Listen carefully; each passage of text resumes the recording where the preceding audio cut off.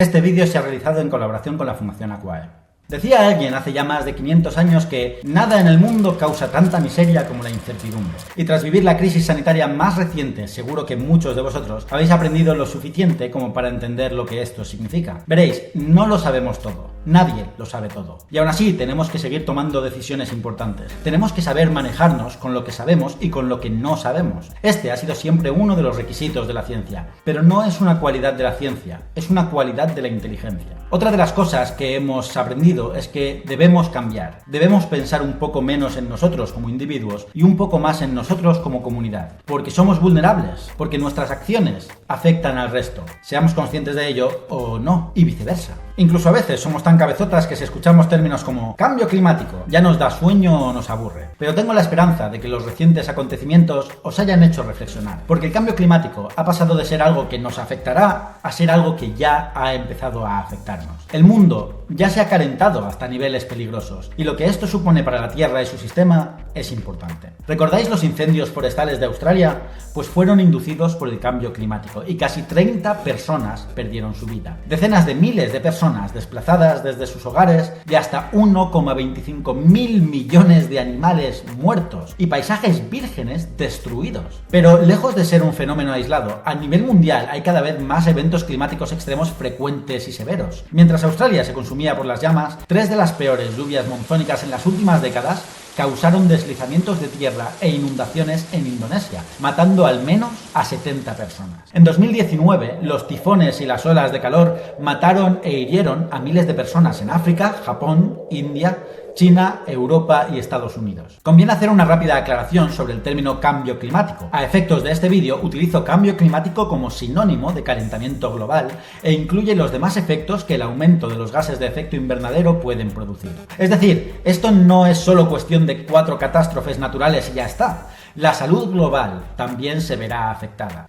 De hecho, las enfermedades respiratorias, los golpes de calor y las enfermedades infecciosas como la malaria, el dengue, el zika, el hantavirus y muchas otras son amenazas crecientes debido a un planeta cada vez más cálido. Si no se hace nada, nadie saldrá indemne del cambio climático. Esto no es una broma. Según algunas proyecciones actuales, de seguir así, habrá hasta 320 millones de casos adicionales de malaria en 2080 y 6.000 millones de personas estarán en riesgo de contraer la fiebre del dengue, en comparación con los 3,5 mil millones actuales. Además, se prevé que el cambio climático empeore la escasez de alimentos existente. Según un estudio, hasta la mitad de la población mundial, podría enfrentar una grave escasez de alimentos para fines de siglo, debido al aumento de las temperaturas. Y el hambre, la enfermedad y la muerte debido a la desnutrición empeoran en África y otras regiones subdesarrolladas que ya son las más afectadas por la escasez de alimentos.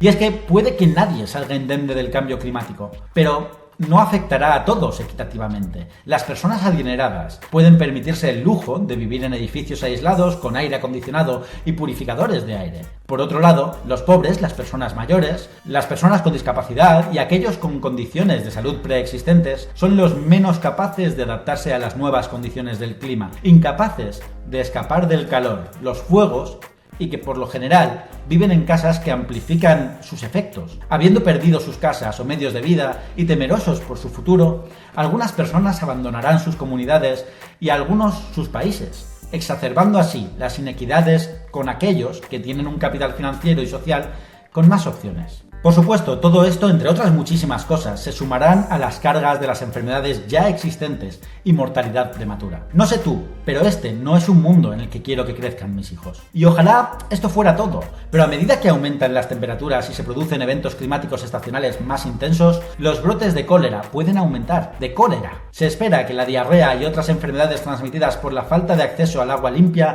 aumenten. Se pronostica que la precipitación anual promedio disminuirá en algunas regiones y aumentará en otras, lo que significa que es probable que las sequías e inundaciones sean más frecuentes y más intensas. También se espera que los huracanes, olas de calor, inundaciones repentinas y otros eventos naturales aumenten en número e intensidad a medida que aumentan las temperaturas globales. Y la rápida urbanización que conduce a una vivienda inadecuada, particularmente en las naciones en desarrollo, expondrá a más personas a los efectos de esos eventos climáticos extremos. Pero espera, ¿adivináis cuáles son las causas del cambio de temperatura actual? Exacto, la actividad humana y la intensificación del efecto invernadero debido a las emisiones industriales procedentes de la quema de combustibles fósiles. Os lo traduzco. El efecto invernadero es un proceso en el que la radiación térmica emitida por la superficie del planeta es absorbida en la atmósfera por lo que llamamos gases de efecto invernadero, es decir, vapor de agua, CO2, metano, óxido de nitrógeno y ozono. Luego, esta radiación es parcialmente irradiada de vuelta a la superficie, aumentando la temperatura. Sin estos gases, la temperatura de la Tierra sería de menos 18 grados centígrados en lugar de los 15 grados centígrados de media actual. Y por otro lado, los combustibles fósiles son sustancias de las que se puede extraer mucha energía, como el carbón, el petróleo o el gas natural. De hecho, la mayor parte de la energía empleada actualmente en el mundo proviene de los combustibles fósiles. Se utilizan para combustible de motores, para la generación de electricidad, para climatización de ambientes, para cocinar, etc.